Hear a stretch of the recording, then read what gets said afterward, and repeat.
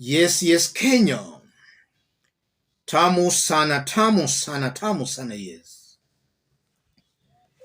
There is this trend that has been with us for some years now, where a politician goes to the people using a political party dominant in the area the politician is seeking an elective seat.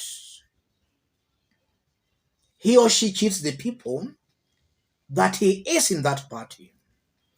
Upon the people electing him or her through that party, the politician quickly shifts to other political parties. And in most occasions, they always shift to the government side.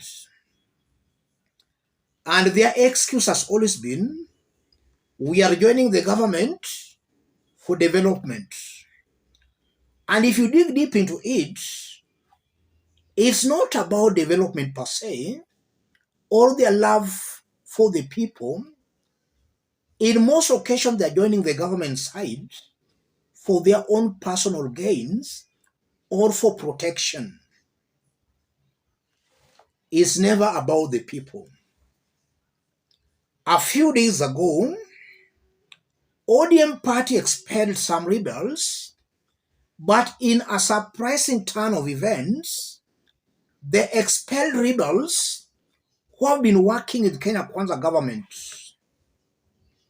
moved to the political parties dispute tribunal that stayed the expulsion, meaning that they are still now ODM party members.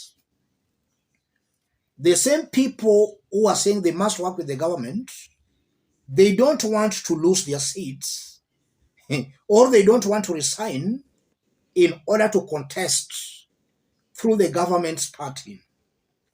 They have moved to court to block their expulsion.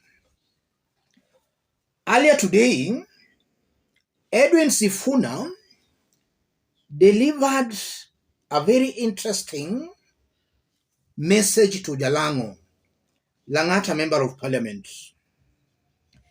I have told Jalang'o that even if he survives using a court order until 2027, he will not get the Lang'ata MP seat again.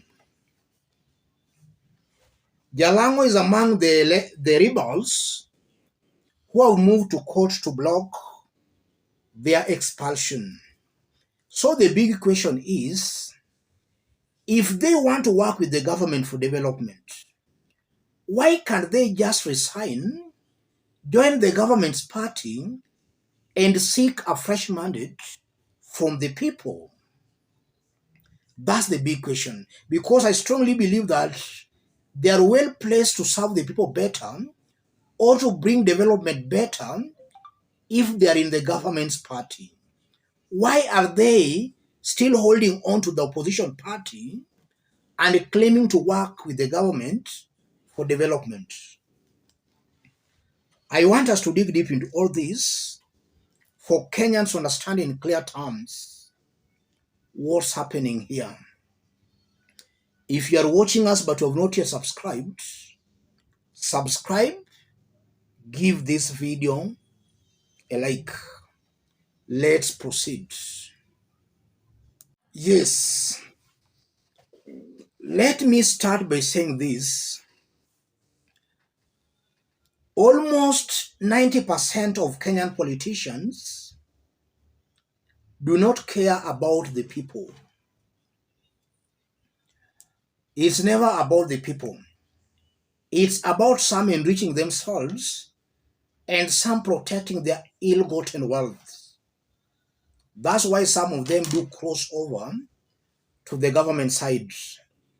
It's never about the people. And even these rebels who are saying they are working with the government for development, it's not about development. As a person who always interacts with these people on personal levels, it's never about development. These are people who are in politics to make money. And they are using the political ignorance of the voters to make money. They come to you donning ODM or UDA or whichever party, any other party.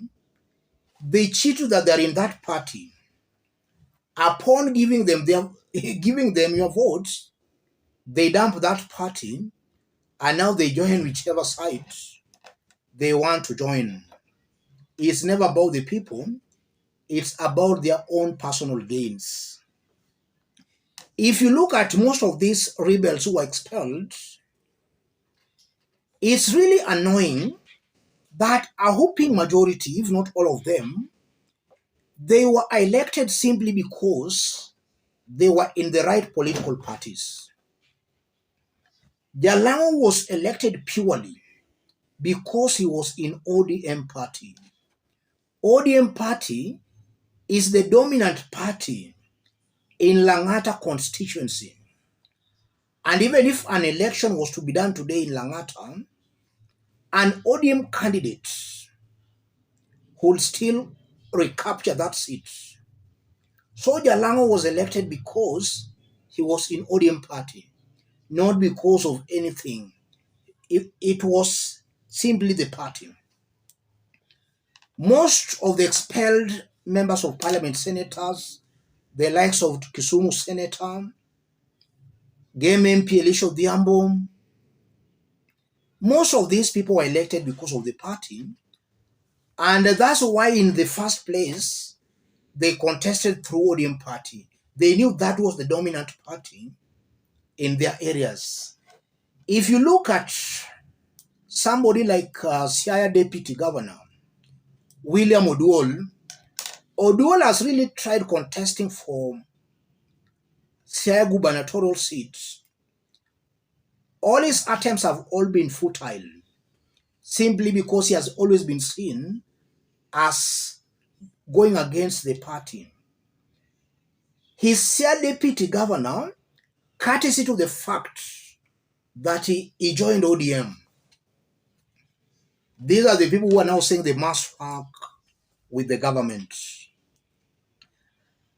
I think going forward, Kenyans should actually wake up. Before you elect a leader, know the leader's track record. And I'm talking of the leader's track record because William Ruto and his team have taught Kenyans so many things. Look at, for example, William Ruto's track record.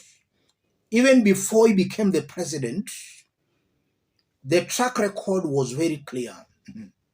Yes, it was.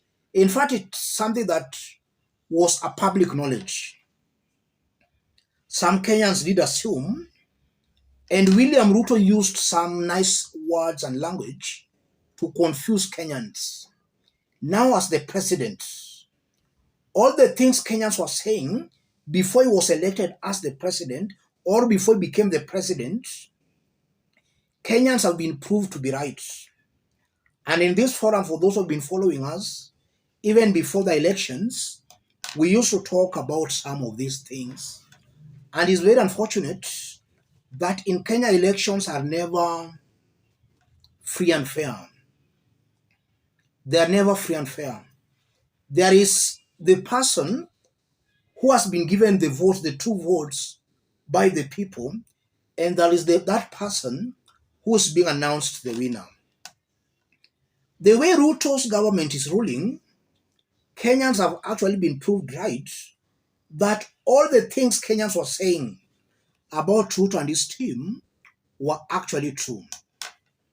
These members of parliament, these rebels, they are the ones who helped William Ruto in passing the Finance Bill 2023. And already, we have seen some saying that they want to do away with the presidential term limits.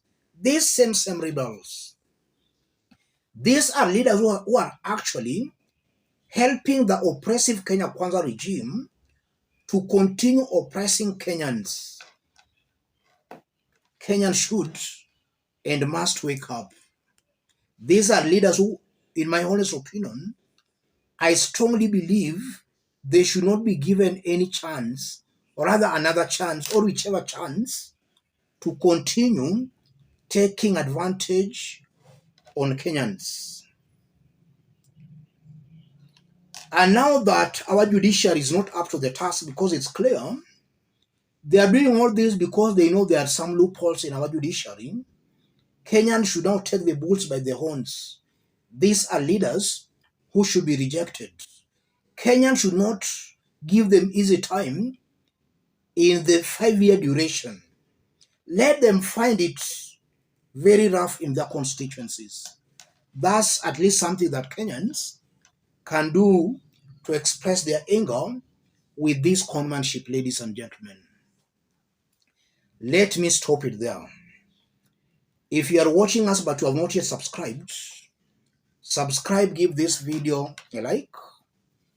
For anybody who may want to support our forum, contact me through that number. Let's meet in our next analysis. Thank you. God bless you.